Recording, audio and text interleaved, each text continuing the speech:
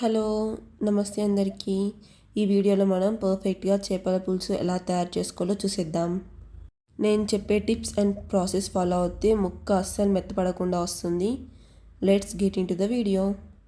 First అయితే బాండీ పెట్టేసుకొని అందులో ఆయిల్ వేసుకోండి. ఆయిల్ వేడయ్యాక కాస్తంత కరివేపాకు రెమ్మలు వేసుకోండి. నెక్స్ట్ వచ్చేసి 1 బిగ్ సైజ్ ఆనియన్ అలాగే 2 పచ్చిమిర్చిస్ తీసుకొని బాగా మెత్తగా మిక్సీ పట్టేసుకోవాలి.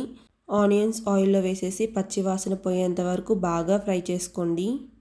చేపల పులుసులోకి మనం డైలీ కర్రీస్లోకి వాడే ఆయిల్ కన్నా కొంచెం ఎక్కువగానే పడుతుంది.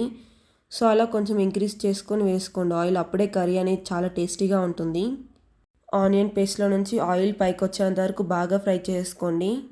నెక్స్ట్ వచ్చేసి 1 బిగ్ సైజ్ టొమాటోని కట్ చేసి వేసుకోండి. టమాటో ముక్కలు ఆనియన్ పేస్ట్లో మెత్తబడేంత వరకు ఉడికించుకోండి. ఇలా ఆనియన్ పేస్ట్ అండ్ టొమాటోస్ వేసుకోవడం వల్ల కర్రీ పలుచగా కాకుండా చిక్కగా వస్తుంది. టమాటో స్మూత్గా అవ్వడానికి 5 మినిట్స్ టైం పడుతుంది. టమాటో స్మూత్గా అయిన తర్వాత ముందుగానే మనం ప్రిపేర్ చేసి పెట్టుకున్న చింతపండు రసాన్ని ఇందులో వేసేసుకోవాలి. నేనైతే ఇక్కడ 1 kg ఫిష్ పులుసుకి పెద్ద నిమ్మకాయ సైజ్ అంతా చింతపండు తీసుకున్నాను. మీకు పులుపు సరిపోదనిపిస్తే ఇంకొంచెం ఎక్కువగానే యాడ్ చేసుకోవచ్చు. మా ఇంట్లో మేము పులుపు కొంచెం తక్కువ తింటాం కాబట్టి నేను కొంచెమే వేశాను. ఇప్పుడు నేను చెప్పే ఇంగ్రీడియంట్స్ అని మీ టేస్ట్కి సరిపోయేంత అడ్జస్ట్ చేసుకోండి. చింతపండు రసం వేసాక అందులోనే చిటికెడు పసుపు, 3 స్పూన్స్ కారం వేసుకుంటున్నాను. ఇక్కడ కారం వచ్చేసి నేను రెగ్యులర్ వేసుకునే దానికన్నా 1 స్పూన్ ఎక్స్ట్రానే యాడ్ చేశాను. ఈ కర్రీలో మెయిన్గా కొంచెం కారం ఎక్కువగానే ఉండాలి. అప్పుడే పులుపుకి కారానికి బ్యాలెన్స్ అవుతుంది. నెక్స్ట్ వచ్చేసి మన టేస్ట్కి సరిపోయేంత సాల్ట్ వేసుకోండి. మనం వేసుకున్న ఇంగ్రీడియంట్స్ అన్నీ పులుసులో బాగా మిక్స్ అయ్యేంత వరకు బాగా కలుపుకోండి. నేను ఇక్కడైతే ఒక 1/2 లీటర్ వాటర్ యాడ్ చేస్తున్నాను. పులుసు అనేది పలుచగా కాకుండా చిక్కగా ఉండేటట్టు చూసుకొని దాన్ని బట్టి వాటర్ యాడ్ చేసుకోండి. ఇలా పులుసు అనేది రోలింగ్ బాయిలింగ్ అయ్యేటప్పుడే మనం నీట్గా క్లీన్ చేసి పెట్టుకున్న చేప ముక్కలన్నిటినీ వేసేసుకోండి. ఇలా చేప ముక్కల్ని చింతపండు రసంతో పాటే ఉడికించుకోవాలి. అప్పుడే ఫిష్ అనేది నీసు వాసన రాకుండా ఉంటుంది. ముక్కలన్నీ ఒకదాని మీద ఒకటి కాకుండా మెల్లగా ముక్కలన్నీ 1 by 1 యాడ్ చేసుకోండి. ఇలా దూరం యాడ్ చేస్తే మనకి కలిపెట్టడానికి ఈజీగా ఉంటుంది. సో నేను వచ్చేసి ఇక్కడ ఫిష్ కర్రీలోకి అని చెప్పేసి స్పెషల్గా ఏం మసాలా యూస్ చేయట్లేదు.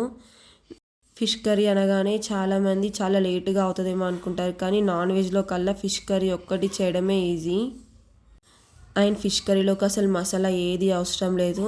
నేనైతే ధనియాలు, జీలకర్ర, వెల్లుల్లి, 2 ఎండుమిర్చి అలాగే కాస్తంత మెంతులు వేసుకొని డ్రై రోస్ట్ చేసుకొని ఇవన్నిటిని మెత్తగా మిక్సీ పట్టేసుకున్నాను. ఈ పౌడర్లోని మీరు కావాలంటే అల్లం వేసి కూడా మిక్సీ పట్టుకోవచ్చు. సో నెక్స్ట్ వచ్చేసి మనం రెడీ చేసుకున్న మసాలాని ఈ ఫిష్ పులుసులో వేసేసుకొని ఒక 5 మినిట్స్ ఉడికించుకుంటే మన ఫిష్ కర్రీ రెడీ. ఈ మసాలా వేయడం వల్ల కర్రీ కూడా కొంచెం థిక్గా అవుతుంది అండ్ స్మెల్ కూడా చాలా బాగా వస్తుంది. టేస్ట్ కూడా సూపర్గా ఉంటుంది. ఈ ఫిష్ కర్రీలోకి చెక్క, లవంగం అలాంటివి ఏమీ అవసరం ఉండవు. సింపుల్గా ఇలా మసాలా చేసుకొని వేసుకుంటేనే టేస్ట్ చాలా బాగుంటుంది. స్టవ్ బంద్ చేసే ముందు కాస్తంత కొత్తిమీర సన్నగా కట్ చేసుకొని వేసుకోండి. కొత్తిమీర వేసుకున్నాక ముక్కలన్నీ ఒక్కసారి మెల్లగా నిదానంగా కలుపుకోండి. చూస్తున్నారు కదా ఎంత థిక్గా ఉందో చేపల పులుసు. చాలా సింపుల్గా సేమ్ మా నాయనమ్మ ఎలా చేస్తుందో అలాగే చేశాను. టేస్ట్ కూడా చాలా అంటే చాలా బాగా వచ్చింది. ఫిష్ కర్రీ వేడివేడిగా తినేదానికన్నా నెక్స్ట్ డే తింటే చాలా అంటే చాలా టేస్టీగా ఉంటుంది.